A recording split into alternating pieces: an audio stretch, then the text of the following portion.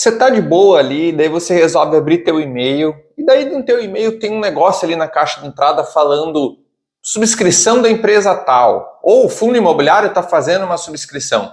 E daí vem uma série de coisas falando qual é a datacom, preço do exercício, qual o fator, e você fica, olha tudo aquilo e diz, cara, o que é tudo isso, cara? Que porra é essa, meu? E para você não ficar perdido no que é uma subscrição, me acompanha nesse vídeo que a gente vai ver de ponta a ponta, decifrar o que são cada coisa que vem nesse e-mail, o que quer dizer cada negócio, e como é que você deve se comportar numa subscrição, que você pode e não pode fazer, vantagens e desvantagens, tudo que tem direito à subscrição, tanto de fundo imobiliário quanto de ações, certo? Então eu vou me referir aqui, a hora que eu falar ações, eu falar fundo imobiliário, entenda que é a mesma coisa para os dois, tá? E quando eu falar a quantidade de ações, pode ser a quantidade de papel que você tem de fundo imobiliário, é só a quantidade que você tem daquele determinado ativo, beleza? Beleza, Guto, entendi, mas afinal de contas, me começa explicando o que é essa subscrição, afinal. Cara, basicamente, uma subscrição é quando uma ação ou um fundo imobiliário está querendo aumentar o teu tamanho, ele está precisando de mais dinheiro, é isso aí, ele está pedindo dinheiro para você. Então é, de certa forma, uma vantagem para quem já é investidor daquele ativo. Veja, você já tem que ter algumas cotas, algumas ações daquele ativo, senão você não pode participar da subscrição. Para quem já tiver essas cotas no dia da subscrição, você vai ter direito de comprar alguns papéis, algumas ações a mais, por um preço um pouquinho mais barato do que está no mercado, porque eles emitem mais ações, vendem essas ações, conseguem o dinheiro e vão usar esse dinheiro para fazer alguma coisa. E a grande vantagem disso é que essas ações elas sempre vão ser vendidas a um preço menor do que está sendo praticado nesse momento. Porque pensa comigo, se fosse para eles venderem essas novas ações por um preço mais caro do que está sendo negociado no teu home broker, o preço que está correndo aquela ação, aquele fundo imobiliário nesse momento, para que você compraria se é o mesmo preço ou mais caro? Não faz sentido, né? Então é uma forma de beneficiar quem já acredita naquela empresa ou naquele fundo imobiliário, vendendo um pouquinho mais barato do que o preço de mercado para ser atrativo para você. Subscrição é uma coisa que acontece muito mais em fundos imobiliários do que em ações, justamente pela natureza, por como funcionam os fundos imobiliários.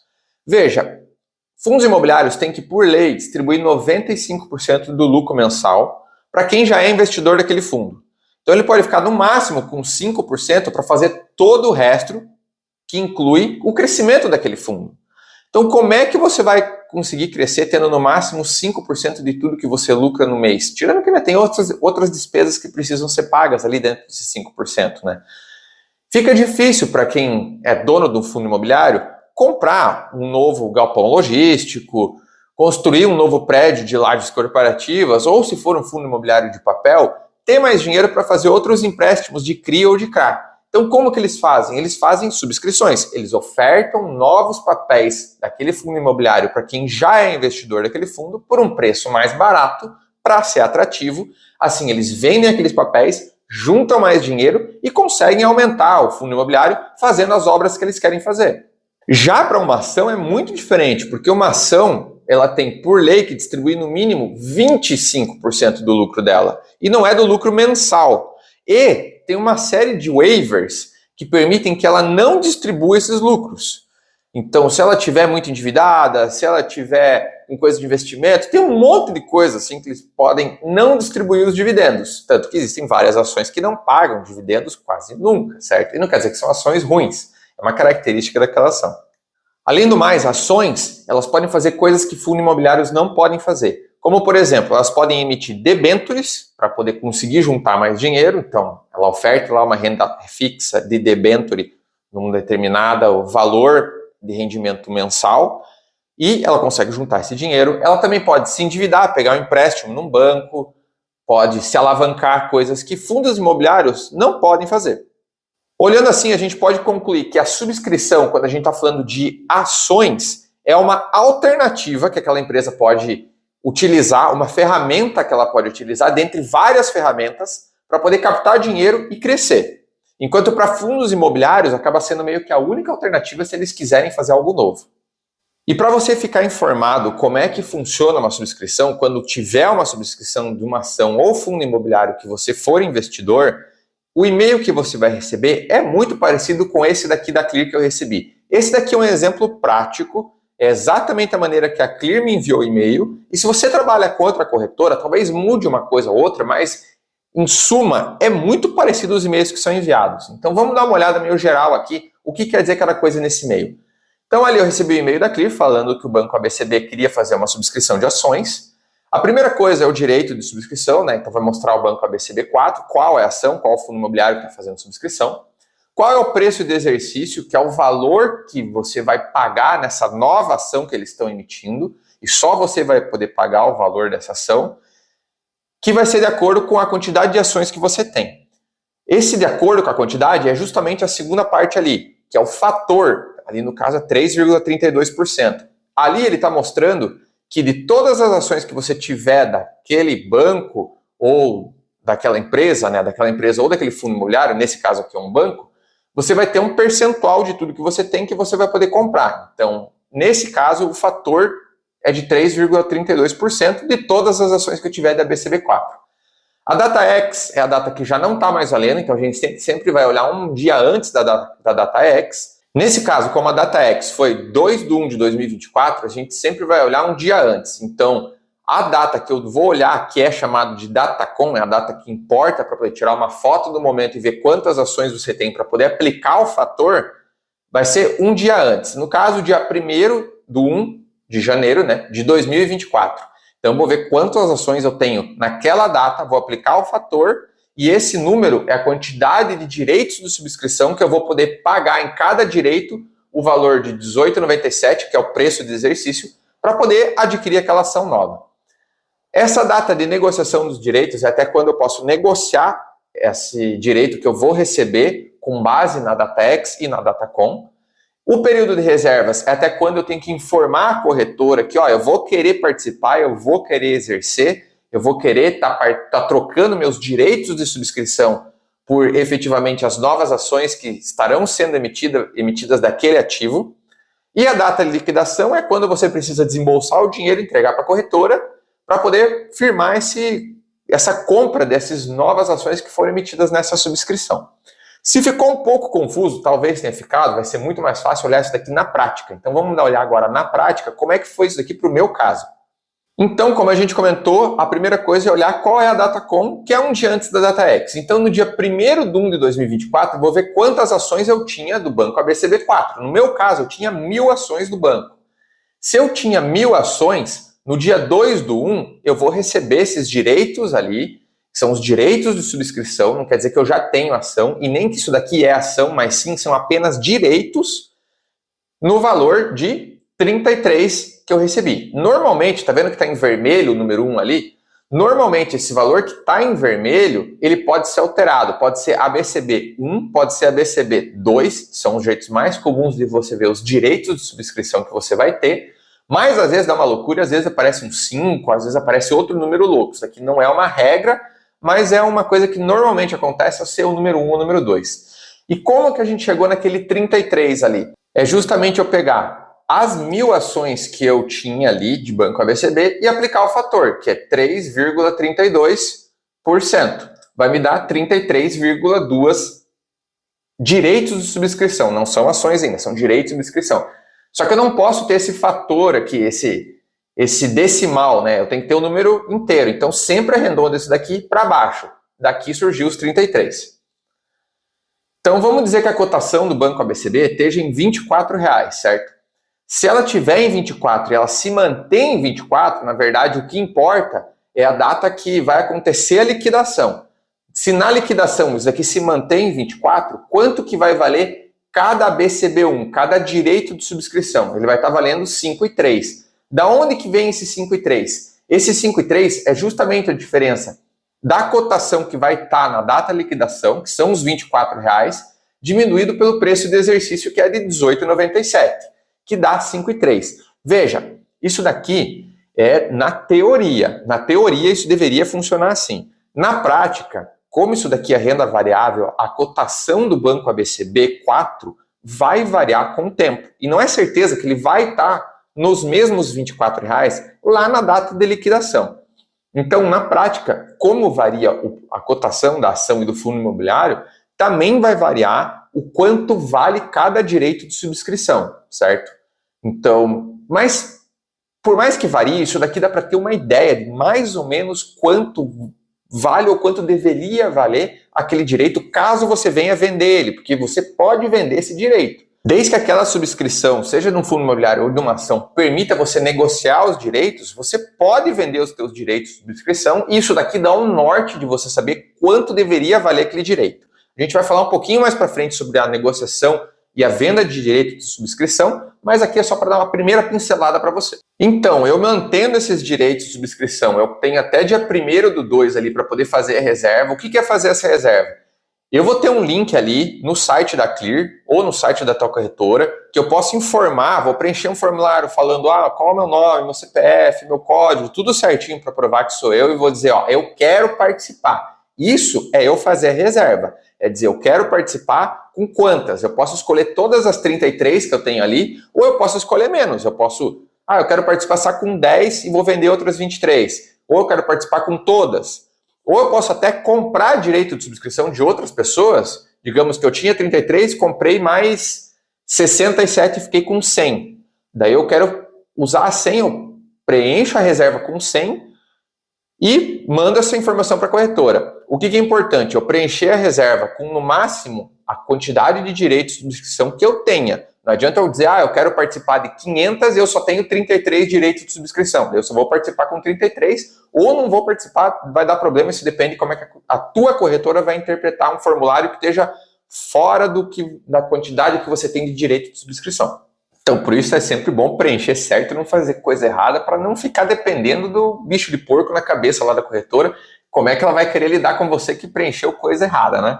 Beleza, fiz a reserva ali até dia 1º de fevereiro. Daí no dia 2/2, o que vai acontecer? Eu tenho que ter dinheiro em conta e vai ser debitado R$ 626,01. Da onde que veio esses 626,01? Ele vem pegando os 33 direitos de subscrição que eu tenho e multiplicando pelo preço de exercício, que é R$ 18,97. Isso daqui dá R$ 626,01, que é exatamente o valor que está ali, R$ 626,01. E agora, antes da gente continuar essa explicação, eu vou pedir para você duas coisas. A primeira coisa é que você fique de olho no teu e-mail, porque subscrição é um negócio que tem um prazo curto e tem gente que não costuma olhar muito o e-mail e pode acabar deixando passar uma oportunidade. Porque ou você pode comprar uma ação que você já tem, ou fundo imobiliário que você já tem a um valor mais barato, certo? E baixar teu preço médio, é uma coisa boa. Ou você pode comprar e depois vender ele e fazer dinheiro. Ou você pode vender teus direitos de subscrição. A pior coisa que você pode fazer numa subscrição é não fazer nada. Porque daí você não ganha nada e sempre você poderia estar ganhando de algum lado. Então fique esperto no teu e-mail, nas datas, do que cada coisa acontece, para não perder nenhuma data, não dar bobeira e acabar deixando dinheiro em cima da mesa, passa o vento, leva o dinheiro e você se ferra. E a segunda coisa que eu quero pedir para você é que você se inscreva nesse canal, porque eu estou sempre aqui lançando coisas interessantes relacionadas a investimento, tudo quanto é tipo de investimento, desde criptomoeda, fundo imobiliário, ação, coisas que mudam, coisas que eu acho interessante. Eu sempre gosto de explicar uma coisinha a mais também, às vezes dou uma viajada até num vídeo no outro, mas acho que isso é bom, né? Geralmente o pessoal gosta também. E eu também lanço coisas aqui, conteúdos relacionados a dinheiro, sobre dicas de como economizar, coisas interessantes, porque nada adianta você ter uma rentabilidade incrível se você gasta todo o dinheiro e quanto mais você ganha, mais você gasta, você nunca vai conseguir crescer teu patrimônio e ter grana de verdade. Então, se inscreve, me acompanha e vamos continuar a explicação. Agora, aqui na minha planilha de controle de ativos, tem uma coisa que é muito importante que a gente precisa ver. Veja, subscrição não é enviado uma nota de corretagem para você. Então, você precisa monitorar isso daqui para poder colocar na tua planilha de controle exatamente quanto que foi que você pagou naquela subscrição para ficar com o preço médio correto, porque se tiver o preço médio errado, dá problema. Eu já expliquei no outro vídeo que, cara, o preço médio tem que estar certo, senão a receita vai te pegar mais cedo ou mais tarde. Então você tem que ficar esperto porque não tem nota de corretagem. E aí que geralmente os aplicativos tipo Trademap, Kinvo, Status Invest, eles geralmente se perdem nesse tipo de evento corporativo. Porque, não sei, porque eles se perdem, cara. Foi aí que eu desenvolvi essa planilha e eu fico sempre lançando aqui do meu jeito, porque eu sei que isso daqui tá certo, porque foi eu que coloquei depois, né? Então, como é que funciona aqui? Vamos dizer que a Vamos colocar a data de liquidação ali, que foi dia 2/02 de 2023. Se eu tinha 1.000 ações de Banco ABCB, eu vou colocar que eu tinha 1.000 ações e vou colocar vezes o fator 3,32 divididos por 100. Isso daqui vai me dar 33,2.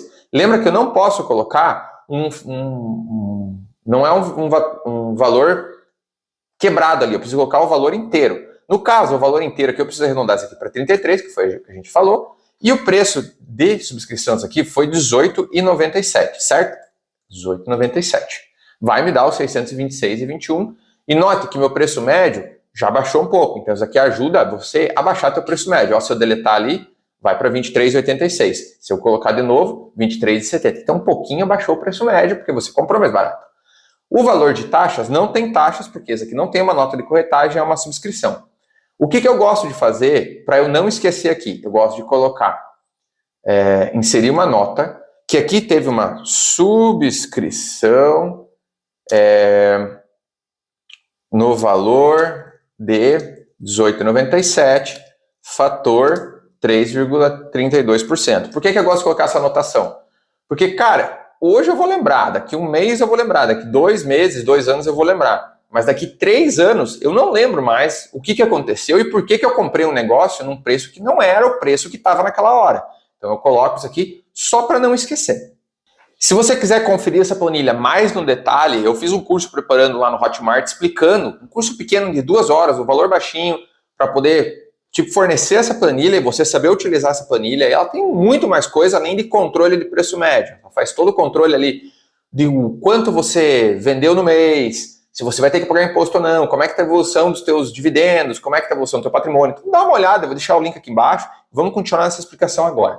Lembra que a gente comentou ali agora há pouco que você pode, dependendo se está permitido ou não, você pode vender o teu direito de subscrição. Acontece que não é sempre que isso acontece. Depende de cada subscrição, você tem que verificar se pode ou não vender. Agora, se puder vender, vamos conversar um pouco sobre como se comporta o preço desse direito de subscrição ao longo do período da subscrição. Então, isso daqui é uma coisa que geralmente acontece em fundo imobiliário. Em fundo imobiliário quase sempre acontece o que eu vou apresentar para você. Em ações não é sempre verdade, mas normalmente a gente também observa isso. Então, como é que se comporta? Vamos pegar, nesse exemplo prático, o direito de subscrição, você poderia exercer ele no valor de R$18,97. Então, o valor desse direito de subscrição, ele começa num valor mais alto, que é justamente a diferença daqueles R$24 que estava sendo cotado, quanto estava sendo cotada o Banco ABCB4, e ele vai caindo com o tempo, e ele quase encosta ali no valor de subscrição, ou às vezes até encosta, às vezes até cai um pouquinho abaixo do valor de subscrição, e depois ele volta a subir depois que a subscrição passa. Aonde que esse ponto de inflexão, e aonde que geralmente isso daqui acontece, são em fundos imobiliários. Quase sempre acontece isso. Mas aonde que é o ponto de inflexão? O ponto de inflexão é justamente na data de liquidação. Por que acontece isso? Porque quando é anunciada a subscrição, as pessoas geralmente se inscrevem para aquela subscrição, certo? E daí o que elas fazem? Elas vendem um pouquinho do que elas têm daquele fundo imobiliário para ter dinheiro para poder bancar aquela subscrição. Com isso elas baixam o preço médio daquele fundo imobiliário e já fazem um lucrinho ali, um mini trade. Isso também acontece com ações, tá? Mas não é tão comum de acontecer. Ou outra coisa que acontece, quem não quiser participar daquele direito, daquela subscrição, começa a vender os direitos de subscrição. Então, se tem muita gente vendendo, também o preço começa a diminuir, certo? Normalmente, o que é que acontece com o preço do direito de subscrição com o tempo até a data de liquidação? É aquela diferença que resulta nessas barras vermelhas. Então, quando é anunciada a subscrição, geralmente é o valor máximo ali que chega se você quer vender aqueles direitos.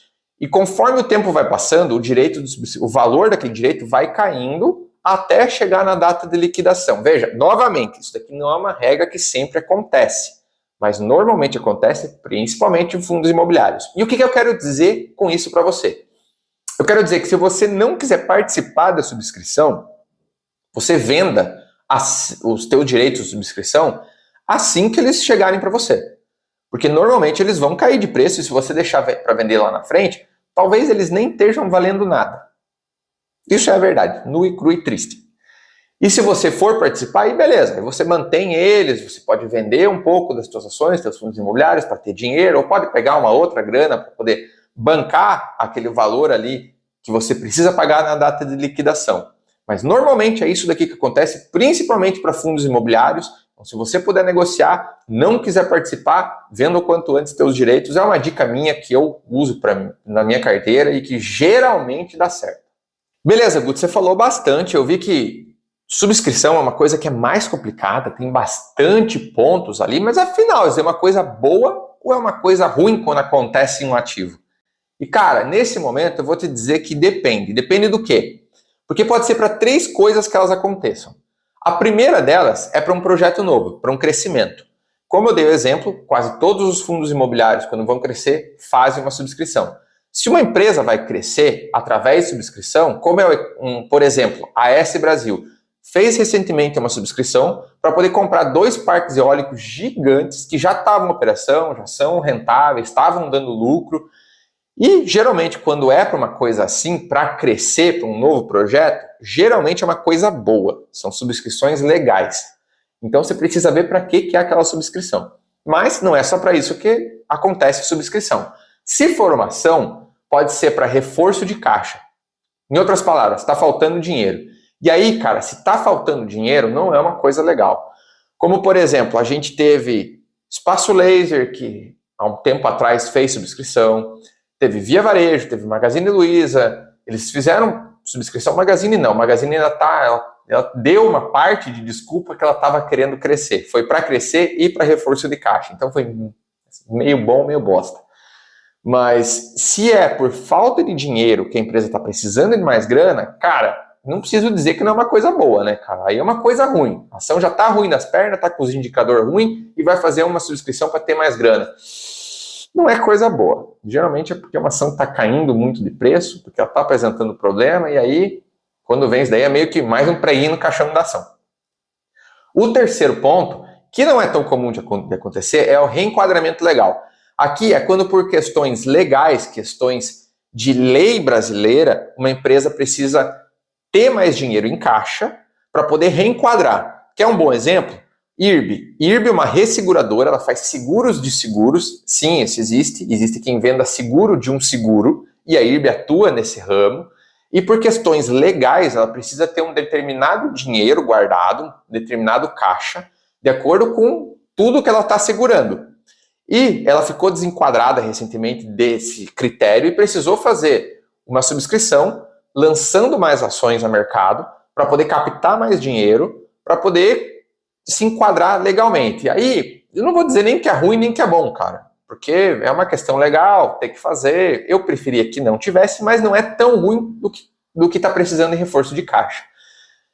E aí, empresas elas podem fazer, elas poderiam, se elas estão precisando de mais dinheiro, elas poderiam pegar empréstimo de alguém, elas poderiam fazer debentures. Só que se uma empresa já está ruim das pernas, às vezes o jeito mais barato para ela é justamente fazer uma subscrição.